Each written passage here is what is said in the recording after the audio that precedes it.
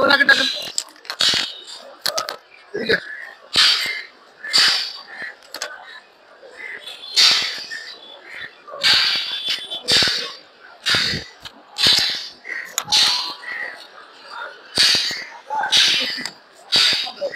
বলি আপনার প্লিজ পরিচয়টা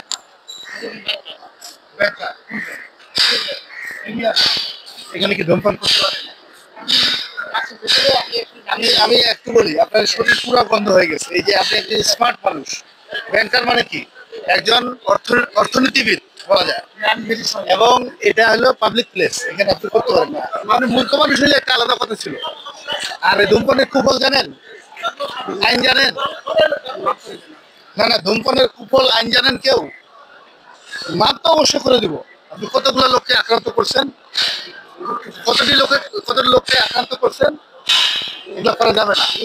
আমরা সচেতন থাকতে হবে। আসলে আমরা সরকার, রাষ্ট্রের দোষ দিই, রাষ্ট্রের নাগরিক হিসেবে আমাদের প্রত্যেকের দায়িত্ব রয়েছে। আশা করি এই কাজগুলো আর করবেন না, আমরা কাউকে আক্রান্ত করবো না।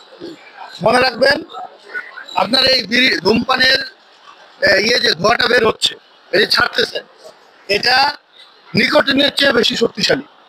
কত ক্ষতিকর, মানে হেরোইনের চেয়ে বেশি শক্তিশালী।